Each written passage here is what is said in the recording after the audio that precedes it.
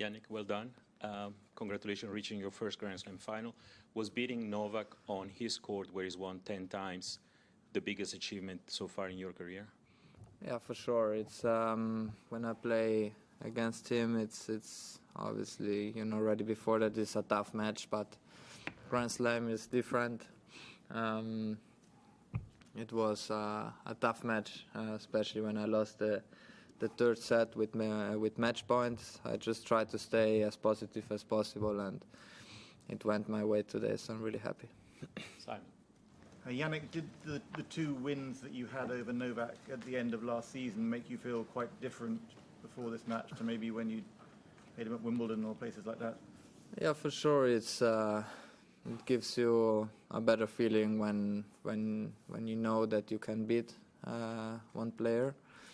For me, it was a huge privilege end of last year to play against him in 10 days for 3 times, because obviously you can practice with him, but the match is always different. And so I feel like this for sure helped me a lot in one way, but in another way, it's as I said before, Grand Slam, also mentally it's different. And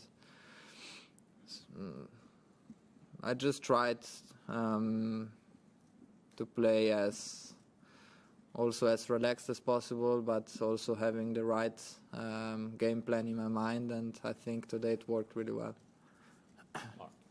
Jannik, congratulations. Can you help us understand why, or give your opinion on why you think yourself, Alcaraz, Rune, this new generation is succeeding against these guys where previous generations have not?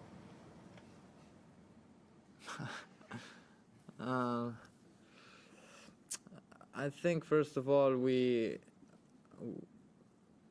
are a little bit, me, Carlos and Holger, we are a little bit, every one of us is a different player. I feel like that also mentally everyone is different, and the attitude on the court is different, but that what I think we have in common is that we believe in ourselves in one way, and this helps a lot, because in tennis when you believe it's a huge amount already. But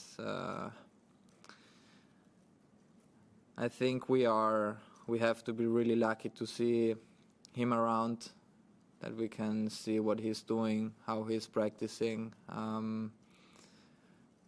Hopefully Rafa is coming back, so I can see also him. I had the privilege to watch him when I was in Adelaide with him.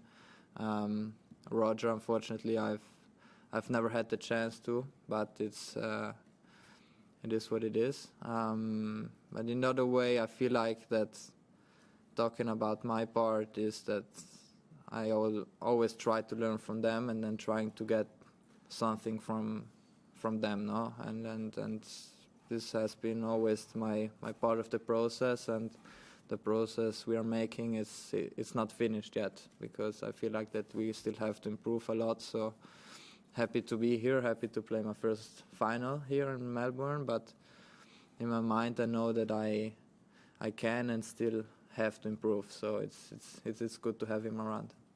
James. Jannik, you seemed very relaxed when you finished the match, and when you won, you didn't celebrate too big. I wonder, is that deliberate? Is it something that you try not to let your emotions get the best of you? Or maybe the handbrake does come off. What happens when you get really excited? I don't know.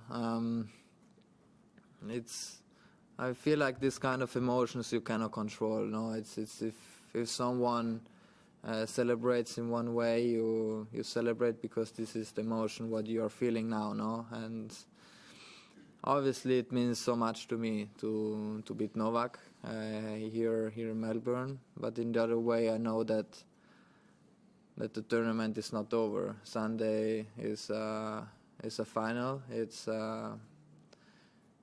different emotions, because a final is always different. It doesn't really matter how big the tournament is. So it's, in my mind today I knew that it was semi-final. It's not that you win the tournament like this. So I'm looking forward for Sunday, and let's see what's coming. If you win on Sunday, the shirt's coming off, full fist bump and everything. this let's see what will bring us Sunday. Yannick, congrats on reaching your first ever Grand Slam final. Just when you lost that match point, that set point opportunity, what was going through your mind, and how did you regroup after that in the fourth set? Yeah, it's not easy because you are so close, and then in your mind is that the way is long still. But in the other way, I sat down. I tried to think also that the score was 2-1 for me, so it was positive, and I just tried to start again the set in a good way. I was serving, I hold serve, and I was up already in the score now. So I tried to stay really focused about the goal I had today, which was a good game plan, and hopefully I was hoping that the execution were working, and that's it. Obviously, fourth set, when I broke him, it was a positive feeling, and I'm happy that I could finish the match. John. Yannick, well done. Novak said that he hadn't played a Grand Slam match as badly for a long time. Did you feel that you played the perfect match against him, or did you get a sense that he also maybe wasn't up to the level that he has been when you've played him before? Yeah, for sure. The first two sets, I saw that he was not hitting the ball as he used to. He was also not moving that well, no, and then I think he was not that focused like we used to see him, no. So I saw this, but in the other way, being number one, you have to be ready for that he changed things up, and that he has done in the third set. The level there was even. He's also maybe the best returner we have in the game. We didn't had one break point, so it's these are stats what are unusual for him. So, but in the other way, this can happen. No? In tennis, when you have a bad day, it's also tough to get out as a winner. No. So I realized, especially the first sets, he was not playing that great, but I tried to have the intensity as high as possible, and I took the chance. Yannick, you talked for several years now about being patient, about this process you're on, and where did you learn that, and how hard has it been for you to be patient and to understand that you would steadily get better and that one day you might actually be here because other people have gotten there before you? Yeah, the patient can be your biggest enemy in one way, because if you're not that patient, you rush in one way and you forget maybe some steps what you should do to become a better player, to become better physically, and then at some point, I don't know,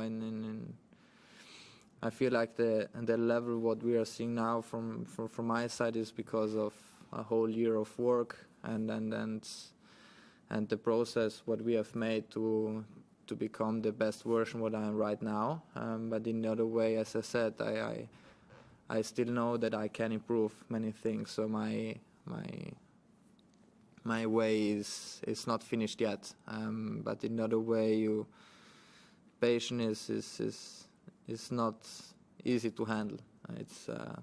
It's also kind of practice in one way. Last three there.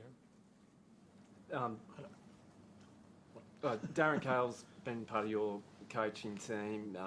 His ability as a strategist is well known, but does he also have a calming effect at this sort of stage of the tournament, given the experience he has with major winners and world number ones?